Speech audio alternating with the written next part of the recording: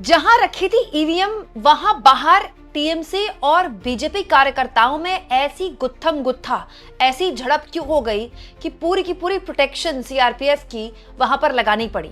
आखिर इस तस्वीर को आज के दौर की राजनीति में हमेशा के लिए क्यों याद रखा जाएगा। दोस्तों, चुनाव के नतीजे पश्चिम बंगाल में जो भी हो, ये जो तस्वीर है ना, ये आज के दौर की राजनीति का एक एग्जाम्पल है कि एक नेता अपने शीर्ष में, अपने मतलब सर्वोत्तम जितना ऊपर वो जा सकता है उतना जाने के बावजूद भी संघर्ष करना, लड़ने की अपनी क्षमता को, अपनी उस प्रतिभा को नहीं छोड़ता। साथ साथ में ये तस्वीर आज के दौर के विपक्ष के नेताओं की एक नजीर भी बन सकती है। दोस्तों, ये तस्वीर अगर आप गौर से देखें तो मुख्यमंत्री ममता बनर्जी की है। रात के 1 बज रहे थे दोस्तों, रात के 1 बजे ये फोटो शेयर की गई है जिसमें मुख्यमंत्री रात के 1 बजे, आधी रात को, जब आप और हम बड़े आराम से अपने एसी कमरों में सोए हुए थे, मुख्यमंत्री होकर ममता बनर्जी कुछ इस तरह से बैठी हुई थी। और ये तस्वीर कोई टीएमसी के लोगों ने शेयर नहीं की है, ये तस्वीर शुभेंदु अधिकारी ने शेयर की है जो उनके खिलाफ बीजेपी के टिकट पर भवानीपुर से चुनाव लड़ रहे हैं। दोस्तों, आखिर इस हाई वोल्टेज ड्रामे का सच क्या है और पहले टीएमसी और अब बीजेपी वाले भी सेम आरोप क्यों लगा रहे हैं। दोस्तों, बंगाल में तो अजीब ही हालात हो गए हैं। दोनों पार्टियां आरोप लगा रही हैं कि दोनों ही पार्टियां, मतलब टीएमसी आरोप लगा रही है बीजेपी पर, बीजेपी आरोप लगा रही है टीएमसी पर कि दोनों पार्टियां जो है वो मैनिपुलेट कर रही हैं ईवीएम को। और इसको लेकर दोनों पार्टियां दावा कर रही हैं कि हम लोकतंत्र की रक्षा करेंगे। पहली वीडियो में मैं आपको बता चुकी हूं कि कैसे भवानीपुर में जब एक वीडियो वायरल हुआ और कुछ शिकायत पश्चिम बंगाल की मुख्यमंत्री ममता बनर्जी को मिली, उनसे पहले स्ट्रांग रूम में, दरअसल कोलकाता के नेताजी इंडोर स्टेडियम में एक स्ट्रांग रूम बना हुआ है, तो वहां शशि पांजा और कुणाल घोष पहुंच गए, दोनों टीएमसी के उम्मीदवार हैं, वहां धरना वगैरह देने लग गए, ये कहते हुए कि हमारी अनुपस्थिति में, टीएमसी के लोगों की गैर मौजूदगी में यहाँ पर पोस्टल बैलेट और पिंक पेपर संभाले जा रहे हैं। तो इसका विरोध करने के लिए पहले यहाँ पर ये लोग पहुंचे, दोनों टीएमसी के नेता। उसके बाद इन्होंने हंगामा शुरू कर दिया। साथ साथ में ममता बनर्जी के पहुंचने की भी खबर आ गई। अब ममता बनर्जी क्यों पहुंची, और ममता बनर्जी पहुंची तो उनकी ये वाली फोटो फिर क्यों शेयर करनी पड़ी शुभेंदु अधिकारी को, ये मैं बताती हूँ। हुआ क्या दोस्तों, ममता बनर्जी को शिकायत मिली। उनका कहना था, काफी बार मीडिया से बात की उन्होंने, एक स्कूल में स्ट्रांग रूम बना हुआ था, उनको शिकायत मिली कि वहां पर किसी भी तरह की छेड़छाड़ की जा रही है। बाकायदा उन्होंने बाहर आकर एक वीडियो भी शेयर किया है। अब वो कौन शख्स था, प्रजापति करके वो नाम ले रही थी, तो ममता बनर्जी जानी, उन्होंने नाम पूरा नहीं बताया। और उसके बाद उन्होंने वीडियो भी दिखाया कि देखिए यहाँ पर जो है मशीन के साथ छेड़खानी की जा रही है और हम ये होने नहीं देंगे। दोस्तों, ये सब कुछ तो बाद में हुआ, ममता बनर्जी ने बयान बाद में दिया। अंदर वो 4 घंटे के लिए रही, रात को 12 बजे वो अंदर घुसी, 4 बजे के आसपास वो बाहर निकली है। जब वे बाहर निकली उससे पहले ही शुभेंदु अधिकारी ने रात के 3 बजे ये फोटो शेयर की है। ये जो फोटो आप देख रहे हैं ना, ये शुभेंदु अधिकारी द्वारा शेयर की गई है, जिसमें उनका दावा है। शुभेंदु अधिकारी ने इस फोटो के साथ क्या कहा है मैं आपको बताती हूँ। बंगाली में उन्होंने लिखा है, मैं हिंदी में बताती हूँ। तो शुभेंदु अधिकारी ने ये कहा है कि ममता बनर्जी जब अंदर गई तो उनको मतलब वहां वो अकेली नहीं थी, उनके साथ, क्योंकि शुभेंदु अधिकारी उस वक्त भवानीपुर में नहीं थे, उनके वकील थे, वकील का नाम भी उन्होंने बताया। तो ये जो ममता बनर्जी की फोटो आप देख रहे हैं ना, यहां पर ममता बनर्जी बैठी हैं, सीसीटीवी फुटेज में दिखाई दे रहा है। उनके बगल में या फिर उनके सामने या फिर जो लोग खड़े हैं, इनमें से कौन शुभेंदु अधिकारी के वकील थे तो पता नहीं, लेकिन ये शुभेंदु अधिकारी ने फोटो शेयर की है। दोस्तों, ये यहाँ पर एरो लगा है, देखिए शुभेंदु अधिकारी ने जो एरो लगाया है, येलो कलर की एक कपड़े पहने हुए हैं शख्स, शुभेंदु अधिकारी का दावा है ये उनके वकील हैं।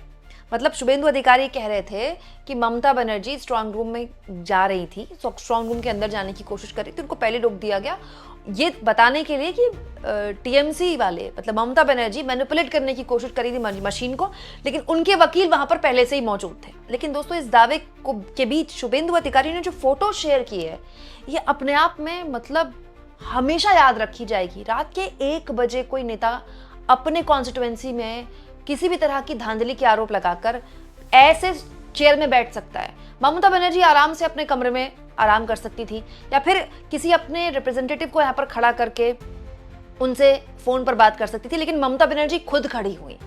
ये बताता है कि विपक्ष में अगर आपको आज के दौर की राजनीति करनी है तो आपको इस लेवल की लड़ाई लड़नी पड़ेगी। फिर जीत हो या हार हो वो तो बात की बात है, लेकिन आपको लड़ते हुए न केवल दिखना पड़ेगा बल्कि एक्चुअली में लड़ना पड़ेगा।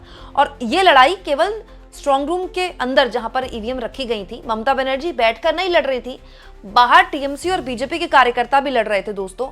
ऐसा बवाल मचा है कि पूछिए मत। टीएमसी के कार्यकर्ताओं पर बीजेपी ने आरोप लगा दिया कि टीएमसी के लोग जो हैं वो गाड़ी लेकर आ रहे हैं। अब बीजेपी ने ऑफिशियली तो कोई फोटो शेयर की नहीं है, लेकिन बीजेपी के समर्थक हैं सुधानिधि बंदोपाध्याय ने वीडियो शेयर की है दोस्तों। ये वहीं की वीडियो है जहां पर ये पूरा हाई वोल्टेज ड्रामा हुआ। तो बीजेपी के जो कार्यकर्ता थे वो एक गाड़ी के आगे लेट गए। वो गाड़ी के बाहर जो है वो चुनाव चिन्ह बना हुआ था टीएमसी का। बीजेपी के कार्यकर्ताओं का यह आरोप है कि देखिए ये टीएमसी वाले जो मैनिपुलेट करने के लिए, ईवीएम को मैनिपुलेट करने के लिए अंदर जा रहे हैं और ये कुछ ले गए हैं अंदर जिससे ईवीएम मैनिपुलेट हुआ है। वो वीडियो दोस्तों दूसरी न्यूज एजेंसी का, वो मैं आपको नहीं दिखा सकती, आप जानते हैं कॉपीराइट का इशू होता है। लेकिन ये वीडियो सुधानिधि बंदोपाध्याय जो कि बीजेपी समर्थक है उन्होंने शेयर किया है, जिसमें जबरदस्त क्योस दिखाई दे रहा है, जबरदस्त हाई वोल्टेज ड्रामा।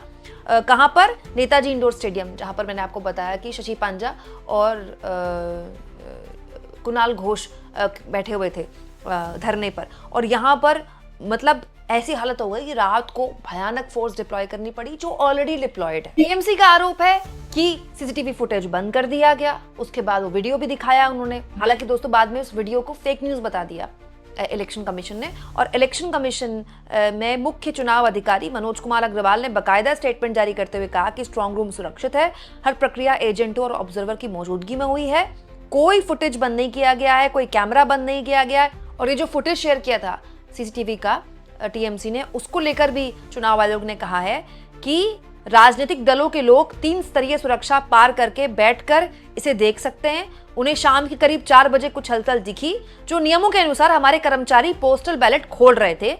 नियम के मुताबिक सभी राजनीतिक दलों के उम्मीदवारों को रिटर्निंग ऑफिसरों ने सूचित किया था। उन्हें 4 बजे आना चाहिए था। 3 उम्मीदवार आए, उन्होंने देखा कि स्ट्रांग रूम सील है, जबकि पोस्टल बैलेट का स्ट्रांग रूम खुला था। इसके बाद तीनों चले गए। मतलब इलेक्शन कमीशन ने कह रहा है कि हमने पहले ही सारी जानकारी सभी उम्मीदवारों को दी थी, सभी दलों को दी थी। जो नहीं आए वो शिकायत कर रहे हैं, जबकि सब कुछ सबके सामने किया गया था, बताकर किया गया था। अब देखिए यहाँ पर आरोप किसी भी तरह के इलेक्शन कमीशन पे लगाने की मेरी मंशा नहीं है, तो टीएमसी लगा रही है। बट पॉइंट देखिए, दोनों सेम आरोप लगा रहे हैं। बीजेपी आरोप लगा रही टीएमसी पर कि मैनिपुलेशन करेगी। अब टीएमसी पर तो आरोप लगाती है बीजेपी, लेकिन इलेक्शन कमीशन पर नहीं लगाती।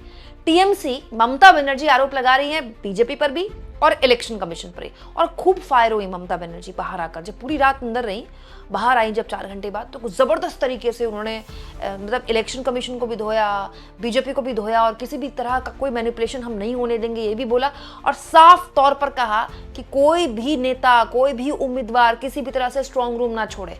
मतलब अब मुख्यमंत्री खुद ही इस तरह से पहरेदारी कर रही हैं, आप सोचिए तो फिर आम नेताओं को तो साफ संदेश जाता ही जाता है। लेकिन ये जो हाई वोल्टेज ड्रामा हुआ है ना दोस्तों, इसके बाद मेरे मन में एक और सवाल है। आप सोचिए 29 को दूसरे चरण का मतदान हुआ है, 29 को, ठीक है, तो 4 तारीख को काउंटिंग क्यों हो रही है? अगर कहीं प्री पोलिंग होनी है तो भाई 30 को हो जाए, क्या दिक्कत है? या फिर 1 को हो जाए और 2 को नतीजे आ जाए। 29 को आप आखिरी चरण का मतदान करवा रहे हैं, 4 तारीख को आपके नतीजे आ रहे हैं। इतने दिन तक अगर स्ट्रांग रूम में ईवीएम रहेगी तो हर लिहाज से आपत्तियां भी आएंगी, गुस्सा भी जाहिर होगा, किसी भी तरह के सवाल भी खड़े होंगे। आप सोचिए पहले चरण का मतदान कब हुआ? 23 को। दूसरे चरण का मतदान कब हो रहा है? 29 को। तो पहले चरण के मतदान में और दूसरे चरण के मतदान में इतना फर्क क्यों है? अब आप कह सकते हैं कि भाई सुरक्षा बलों को यहां से वहां ट्रांसफर करना है। दोस्तों इतनी ज्यादा सुरक्षा थी पश्चिम बंगाल में।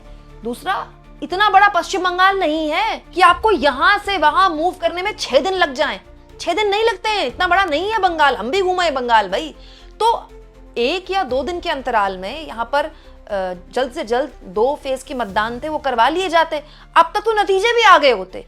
इतनी लंबी प्रक्रिया, चलिए आपने 23 और 29 को सुरक्षा के कारणों से लंबा खींचा भी चुनाव, 29 के बाद आप 4 को क्यों रिजल्ट कर रहे हैं? रिजल्ट को जल्दी कर दीजिए ना दोस्तों। इसीलिए आप देखिए कोई भी चुनाव कभी भी अब हो रहा है तो इस तरह की गतिरोध की खबरें आती हैं। बिहार से भी ऐसी खबर आई, अब बंगाल से भी खबर आ गई। बस फर्क यह कि बिहार के विपक्ष के नेता अपने घरों में बैठे रहे रात भर, उनके जो प्रतिनिधि थे उनकी जो पार्टी के नेता थे वो जमीन पर उतरे हुए थे।